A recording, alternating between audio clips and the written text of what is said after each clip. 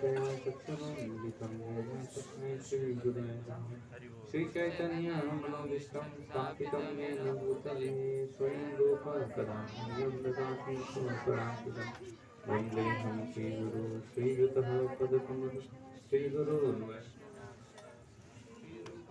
सागरजातं सहगणरघुनाथान्वितं तं सजीवं साद्वैतं सावधूतं परिजनसहितं कृष्णचैतन्यदेवं श्रीराधा कृष्णपादान् सहगणललिता श्रीविशाखान्वितं नमो विष्णुपादाय कृष्णपृष्ठाय भूतले श्रीमते भक्तिवेदान्त स्वामिनिति नामिने नमस्ते सरस्वती देवे गौरवाणी प्रचारिणे निर्विशेष शून्यवादी पाश्चात्यदेशाय नमो महावदन्याय कृष्णप्रेमप्रदायते कृष्णाय कृष्णचैतन्य नामिने गौरतिषे नमः।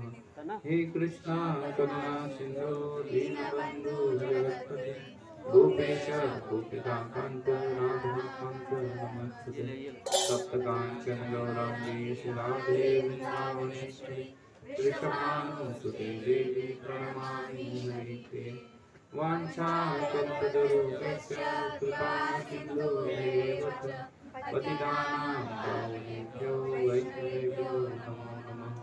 जय श्री कृष्ण चैतन्य प्रभु नित्यानंद श्री अद्वैत गदाधर श्रीवासादि गौरभक्तवृंद। हरे कृष्णा कृष्णा कृष्णा हरे हरे हरे राम राम राम हरे हरे। हरे कृष्णा। तो आज का ये राधा वन बिहारी मंदिर का क्या है, ब्रह्मोत्सव। ब्रह्मोत्सव मतलब अंग्रेजी में एनिवर्सरी कहते हैं, सालगिरह कहते हैं।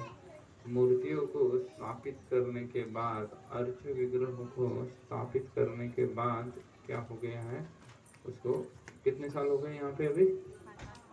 5 साल हो गए हैं इस मंदिर को बना के। तो इसकी 5वीं सालगिरह है इस अर्च विग्रह की।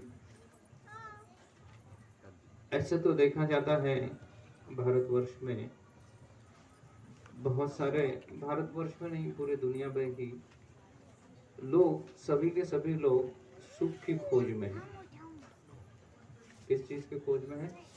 सुख की खोज में है। और जब वो सुख की खोज में जब चल रहे हैं लोग, तो लोगों को बारंबार ऐसा लग रहा है कि अगर सुविधाएं जीवन में आ जाए तो क्या हो जाएगा, सुख प्राप्त हो जाएगा। अगर जीवन में सुविधाएं आ जाती है तो फिर क्या हो जाएगा, सुख प्राप्त हो जाएगा। लोग है जीवन में सुख की खोज में, और उनकी एक गलत धारणा हो चुकी है कि सुविधाएं अगर जीवन में आती है तो जीवन में सुख आ जाएगा, और इसलिए लोग सुविधा प्राप्त करने के पीछे दौड़ रहे हैं।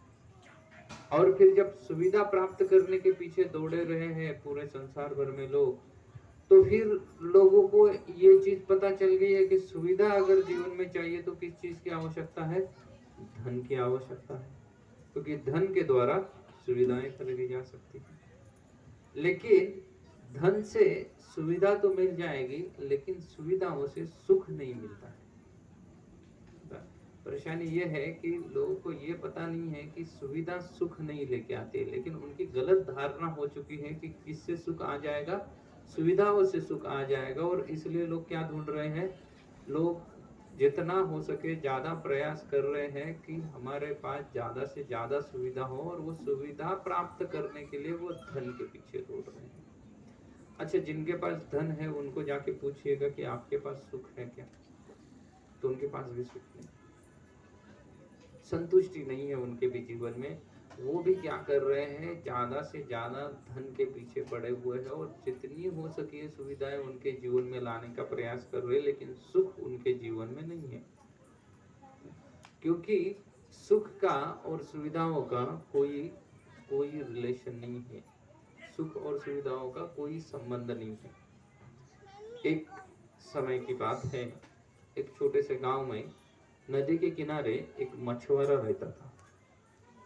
और मछुआरा क्या करता था, सुबह मछली पकड़ने चला जाता था, कुछ मछलियां पकड़ता था अपने जाल में, और उसको दोपहर तक जाके मार्केट में बेच के पैसा लेके आ जाता था, जो भी धन है वो लेके आता था। और बाकी दोपहर के बाद उसको कुछ करने के लिए है नहीं, सुबह सुबह उसने पकड़ ली मछलियां वगैरह, थोड़ा धन ले लिया, तो क्या करता था, लेटा रहता था नदी के किनारे, अच्छा खासे पेड़ वगैरह थे, उसका घर भी नदी के किनारे था, अच्छी हवा चल रही थी, आराम से लेट जाता था वहां पे। तो एक दिन एक बहुत बड़ा व्यक्ति, जो कि बहुत हाई फाई एजुकेटेड व्यक्ति, जो बहुत बड़े कंपनी का सीईओ रह चुके थे, वो उसके पास आ गए। उसके पास आने के बाद वो उनको कहने लगे कि देखिए कि मैं क्या हूँ, एक बड़े कंपनी का सीईओ हूँ, तो मैं आपको कुछ ऐसा फॉर्मूला बताऊंगा जिससे आप क्या करोगे, बहुत धन बना पाओगे, बहुत ही क्या होगे, बहुत ज्यादा मात्रा में आप क्या करोगे, धन इकट्ठा कर पाओगे। बोले आप कितने समय के लिए कार्य करते हो मछली पकड़ने का? तो उस व्यक्ति ने कहा कि मैं मछली पकड़ने का कार्य तो क्या करता हूँ, सुबह जाके मैं 1 घंटा मछली पकड़ता हूँ और 1 घंटे में बेच के आता हूँ, हो गया मेरा कार्य। वो बोले देखो, अगर दिन में कुल मिला के 24 घंटा है, आप 1 घंटा मछली पकड़ के अगर आप दिन का 1,000 रुपए कमा रहे हो, तो अगर आप वही दिन में अगर 10 घंटा मछलियां पकड़ोगे तो कितना आपका पैसा हो जाएगा, 10,000 हो जाएगा। ले आपके साथ आप एक असिस्टेंट रखोगे और मछली पकड़ने के लिए एक एम्प्लॉय रख दोगे, तो वो भी 10 घंटा मछली पकड़ेगा, तो आपका कितना हो गया इनकम, दुगना हो गया, 20,000 रुपए हो गया। बोले अगर ऐसा 20,000 रुपए से अब अगर आप हर दिन का आपके पास धन आएगा, तो महीने का कितना हो गया आपके पास, 6 लाख रुपए हो जाएंगे, बराबर ना, 6 लाख रुपए उसके महीने के हो गए।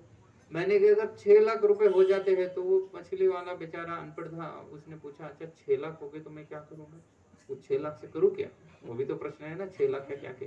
तो बोले आप क्या करो, आपका खुद का एक कोल्ड हाउस बनाओ, तो जो मछलियां नहीं भी जाती है इस मार्केट में, लोकल मार्केट में नहीं बेची जाती है, तो आप उसको क्या कर सकते हो, उसको कोल्ड हाउस में स्टोर करके दूसरे मार्केट में भी बेच सकते हो। गांव में नहीं बिक रही है, बंबई में आके बेच सकते हो, पूना में बेच सकते हो, और भी कई सारे बड़े बड़े शहरों में जाके वही मछलियों को आप बेच सकते हो। बोले इससे क्या होगा, बोले इससे और ज्यादा धन आएगा, तो तुम्हें क्या करो, मछली पकड़ने की एक बहुत बड़ी नाव खरीद लो, आजकल बड़ी बड़ी बोटें आती है मछली पकड़ने के लिए, बोले उससे तुम और ज्यादा पैसा कमा पाओगे। बोले अच्छा ठीक है, इतना पैसा आने के बाद मैं क्या करूंगा? बोले इतना पैसा आने के बाद आप एक अच्छा सा बड़ा सा बंगलो बनाओ आपका शहर में, कभी उस बंगलो में रहो। बोला अच्छा बंगलो में और ज्यादा पैसा आते रहेगा तो क्या करूंगा? तो बोले फिर आप एक आपका एक फार्म हाउस बनाओ, किसी नदी के किनारे किसी गांव में बड़ा सा जमीन ले लो, वहां फार्म हाउस बना, और उस फार्म हाउस में फिर आप आराम से पेड़ के नीचे क्या कर सकते हो, सो सकते हो, क्योंकि बाकी सब लोग आपके लिए काम करके धन कमा के देंगे। तो वो पूछता है अगर आराम से सोना है तो मैं अभी भी तो सो ही रहा हूँ आराम से, अभी कौन सा काम कर रहा हूँ मैं, इतना सारा धन कमाने के बाद मैं अपना फार्म हाउस खरीदूंगा और फार्म हाउस में जाके पेड़ के नीचे लेटना ही है, तो मैं अभी भी तो वही कर रहा हूँ, 1 घंटा काम कर रहा हूँ और पेड़ के नीचे लेटा रहता हूँ, कोई नई चीज नहीं कर रहा हूँ। ये है सुविधाओं का परिणाम। लोग क्या कर रहे हैं, सोच रहे हैं कि ऐसी सुविधाएं अगर हमारे जीवन में आती रहेगी तो हम क्या बन जाएंगे, सुखी बन जाएंगे। लेकिन वास्तव में जो सुख, जितने लोग सुख की खोज में है, वो सुख किससे नहीं आता है, सुविधाओं से नहीं आता, और सुविधा से नहीं आता मतलब धन से सुख नहीं आ रहा है। अब कितना भी धन आपके जीवन में आ जाए, लेकिन आप जितना भी धन कमा लो, धन से सिर्फ आप सुविधाएं बढ़ा सकते हो, सुख नहीं बढ़ा सकते। अच्छा अगर सुख नहीं आता है धन से, फिर किस चीज से सुख आता है? पहले तो हमें देखना पड़ेगा कि जीवन में सुख किस किस चीज को कहते हैं, ना? कैसे सुखी बना जा सकता है। अगर जब तक हमें सुख की परिभाषा पता नहीं है, कैसे सुखी बना जा सकता है वही चीज पता नहीं है, तो फिर आपके पास जितना भी मात्रा में धन क्यों ना भी हो, फिर भी आप सुखी बन सकते हो, नहीं बन सकते। क्यों? क्योंकि हम इस भौतिक संसार में जो सुख ढूंढ रहे हैं ना, वो सुख क्या होता है ना, वस्तु सापेक्ष रहता है। वस्तु सापेक्ष कह सकते हैं कि कुछ व्यक्ति के लिए एक वस्तु सुखमय हो सकती है, वही वस्तु दूसरे व्यक्ति के लिए दुखमय हो सकती है। इसलिए सुख कैसे हो गया हमारा, वस्तु सापेक्ष हो गया। वस्तु या जिस चीज या परिस्थिति के अनुसार उसको सुख कहा जा सकता है। जैसे अगर किसी को जेल में कारावास हुआ है और वो व्यक्ति जेल में है, और जेल में उसको क्या किया जा रहा है, उससे बहुत बड़े बड़े वजन उठाए जा रहे हैं। तो व्यक्ति क्या है वहां पे, सुखी है या दुखी है? दुख है। वजन उठा रहा है तो दुखी ही है ना, क्योंकि उसको पनिशमेंट दी गई है और वो क्या कर रहा है, दुख भुगत रहा है। लेकिन वही आप बम्बई सिटी में आओ, बम्बई सिटी में लोग पैसा देते हैं 1000 रुपए, 1500, 2000 महीने का, और जिम में जाके वही काम करते हैं। क्या कर रहे हैं वहां पे भी, वो वजन ही तो उठा रहे हैं। और क्या कर रहे हैं, जिम में जाके वही तो काम कर रहे हैं। ये जेल में वजन उठा रहा है, ये क्या कर रहे हैं, यहाँ वजन उठा रहे हैं।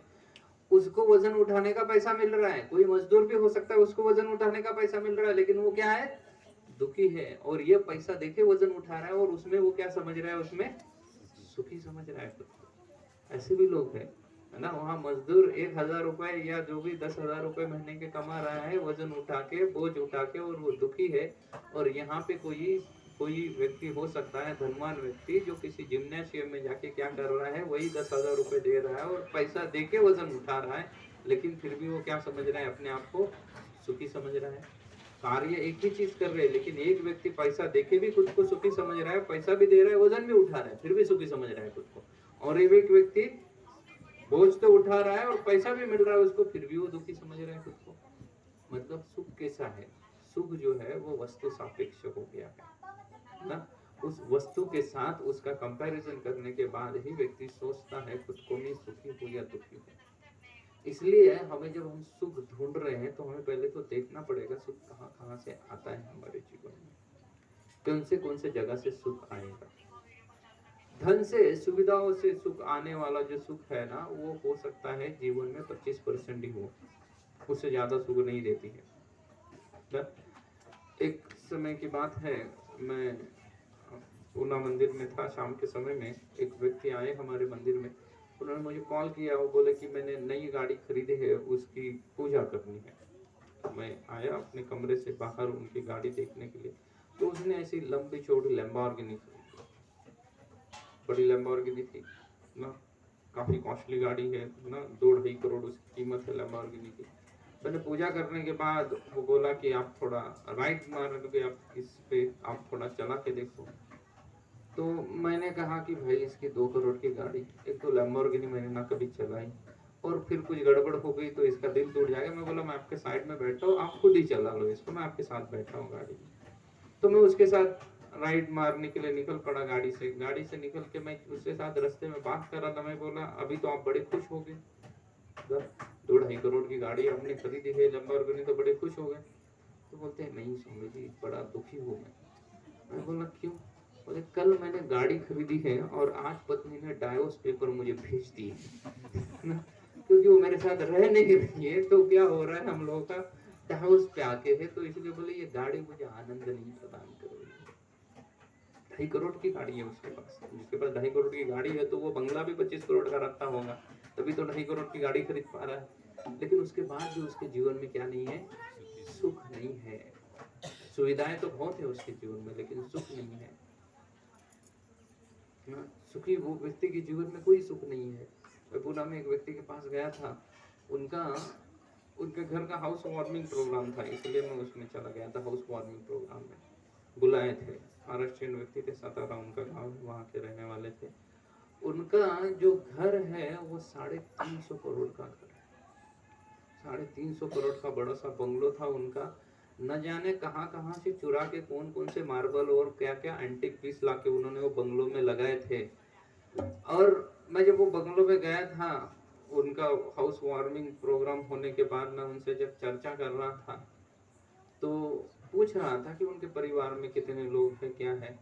तो वो व्यक्ति कहने लगे कि देखिए हमारे तो 2 ही बच्चे थे, बड़ी बेटी थी जिसकी शादी हो गई जो लंदन में रह रही है, और एक बेटा था जिसका पिछले साल देहांत हो गया। तो अभी ये 350 करोड़ के बंगले में रहने के लिए कौन है, एक बुढ़ा और एक बुढ़िया है, जो अगर चलने भी बंगलों का शहर भी करने निकलेंगे तो उनको 1 घंटा लगेगा, ऐसी उनकी हालत हो चुकी है। उम्र हो चुकी है तो नहीं चल पाएंगे उतने, तो उनको 1 घंटा लगेगा बंगलों का परिक्रमा करने के लिए। तो क्या वो लोग सुखी है उसमें? नहीं सुखी है। सुविधा है लेकिन सुख नहीं है उनके पास। तो फिर सुख कहाँ से आता है?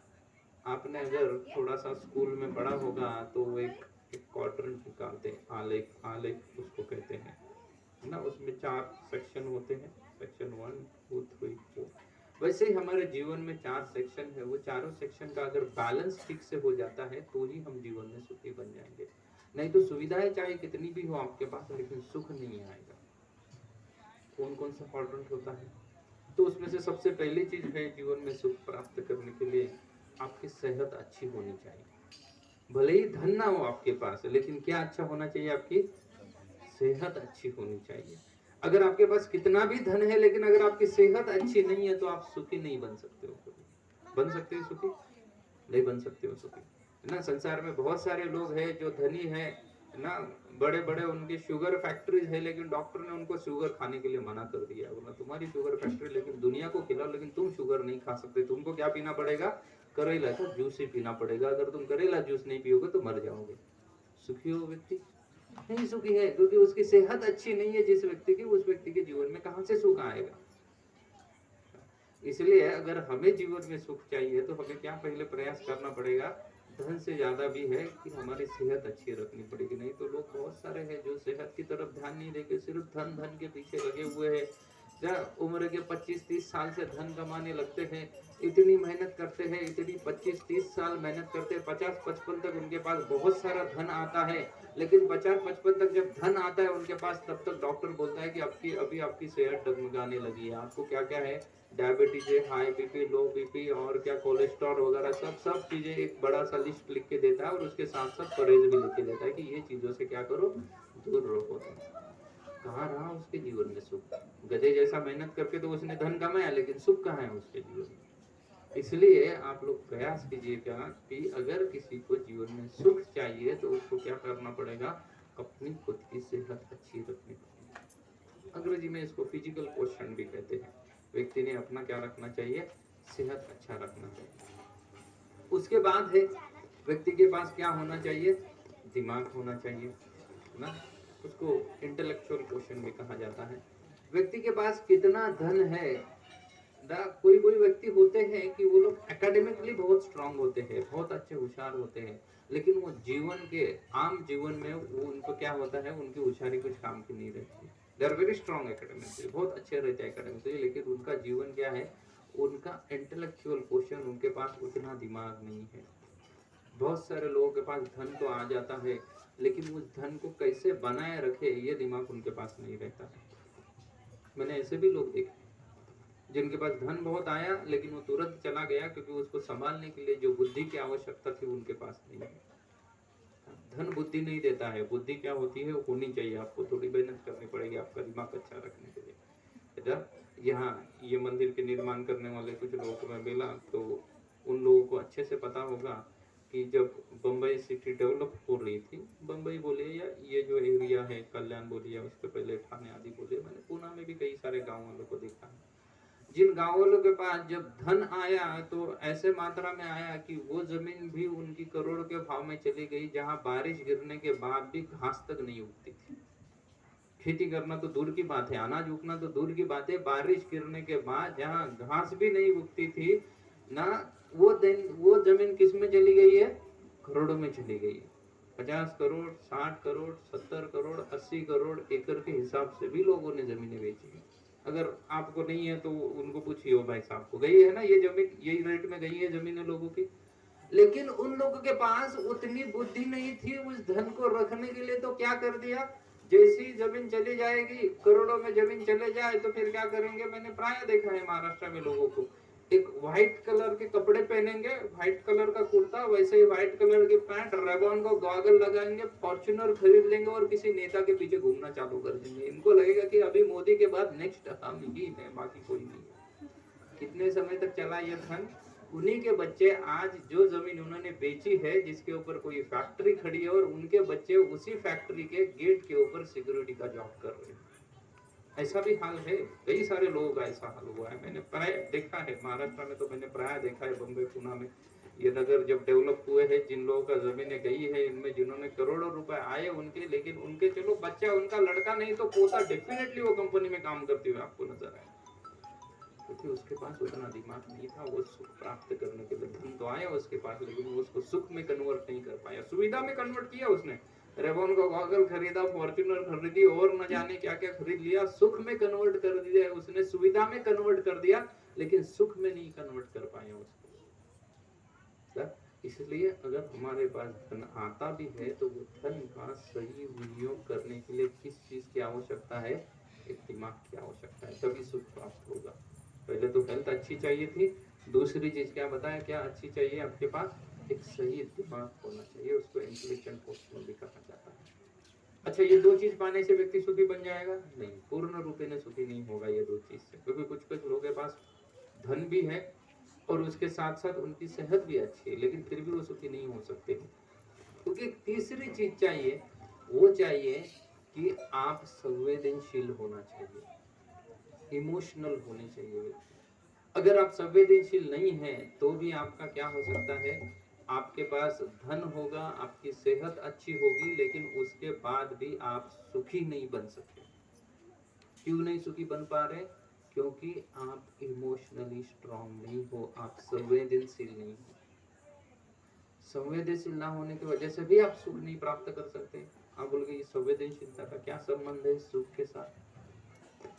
जैसे मैंने वो पहला एग्जांपल दिया था ना, उसके पास बहुत सारा ये था, क्या था, लंबोर्गिनी खरीद के लाया था, तो डेफिनेटली धन बहुत सारा था, उसकी सेहत भी अच्छी खासी थी, लेकिन उसके बाद भी वो संवेदनशील नहीं था, वो भावनाओं को समझ नहीं पा रहा था, इसलिए क्या हो गई, उसकी बीवी छोड़ के चली गई उसको। अगर व्यक्ति भावनाओं को समझता है, अपनी भावनाओं को और दूसरों की भावनाओं को समझता है, तो व्यक्ति सुखी बन सकता है। लेकिन अगर हम दूसरों की भावनाओं को नहीं समझेंगे तो भी क्या हो जाएगा, व्यक्ति दुखी रहेगा। इमोशनली स्ट्रांग होना पड़ेगा। अगर हम दूसरों के इमोशंस को, उनकी भावनाओं को नहीं समझ पाएंगे, जिनके साथ हम रह रहे हैं उनकी भावनाओं को हम नहीं समझ पाएंगे, तो फिर क्या हो जाएगा, व्यक्ति दुखी रहेगा ना। कई सारे बंबई शहर में फिल्म स्टार है जिनके पास धन की कोई कमी नहीं है, बहुत सारा धन है उनके पास, उनकी सेहत भी अच्छी है ना, 50 की उम्र में भी वो 30-35 के लगेंगे, इतनी अच्छी सेहत उन्होंने मेंटेन की है। दो चीज तो मेंटेन कर पाए, धन मेंटेन कर पाए, सेहत अच्छी मेंटेन कर पाए, लेकिन एक ही बीवी जीवन भर मेंटेन नहीं कर पाए ना। उनका क्या हो रहा है, डाइवोर्स, 2 बीवियां 3 बीवियां, डाइवोर्स के पीछे डाइवोर्स हो रहे हैं। क्यों? क्योंकि वो उनकी भावनाओं को नहीं समझ पा रहे। दोनों, मैं सिर्फ किसी मेल को या फीमेल को ऐसा नहीं कर रहा हूँ, दोनों व्यक्ति है भावनाओं को नहीं समझ पा रहे। जब आप भावनाओं को नहीं समझ पाएंगे तो फिर क्या होगा, आपके जीवन में दुख ही आएगा, सुख नहीं आ सकता ना। भावनाओं को समझना बहुत आवश्यक है। अगर आप भावनाओं को नहीं समझ पाएंगे, आप सिर्फ अपने बच्चों को सिर्फ धन के मारे भी बोलोगे कि आप बच्चे को जितना चाहिए मैं पैसा दे सकता हूँ, लेकिन मैं तुम्हें छोड़ने के लिए क्या नहीं आ सकता हूँ, तुम्हारे स्कूल नहीं आ सकता हूँ, तो बच्चा माता पिता से कभी खुश रहेगा? नहीं रह सकता है। उसको ड्राइवर के साथ नहीं जाना है स्कूल में, उसके पापा के साथ स्कूल में जाना है, उसको माँ के साथ स्कूल में जाना है। तो भावना नहीं समझ पा रहे लोग, और भावना नहीं समझ पा रहे इसलिए मेंटेन नहीं हो रहा है परिवार। जब परिवार मेंटेन नहीं हो रहा, डाइवोर्स हो रहे, तो क्या लगता है वो लोग सुखी हैं? नहीं, दुखी हो लोग ना।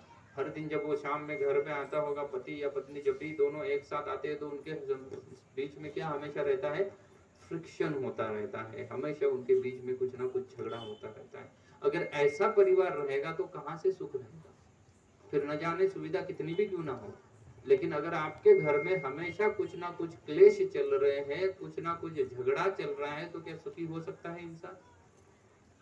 नहीं हो सकता सुखी। और अभी ये 3 चीजें हो गई, अभी ये 3 चीजें अगर प्राप्त करेगा कोई व्यक्ति, तो व्यक्ति सुखी बन सकता है। उसकी सेहत अच्छी होनी चाहिए, उसका दिमाग बुद्धि अच्छी होनी चाहिए, और उसके साथ साथ वो भावनाओं को समझना चाहिए। और ये तीनों चीजों को बैलेंस बना के रखने के लिए चौथी चीज की जीवन में आवश्यकता होती है, वो होती है कुछ आध्यात्मिक जीवन की। अगर आपके जीवन में आध्यात्मिकता का क्या है, आध्यात्मिकता को आपने ऐड किया है आपके जीवन में, तो आप भावनाशील बनोगे, आप दूसरों के भावनाओं को समझने लगोगे। अगर आप आध्यात्मिकता आपके जीवन में अपना लिए हो, तो भगवान कृष्ण स्वयं कहते हैं ददामि बुद्धि योगम, तब मैं क्या करता हूँ, आपको अच्छी बुद्धि प्रदान करता हूँ।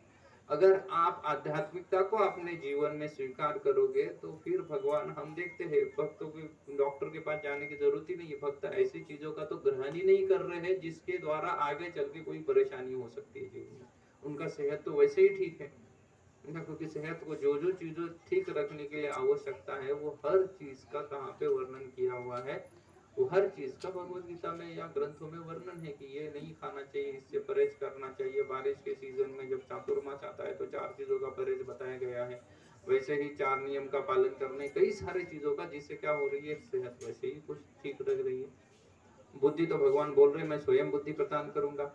और जो व्यक्ति आध्यात्मिकता को अपने जीवन में स्वीकार करता है तो वो उतना भावनाशील भी रहता है।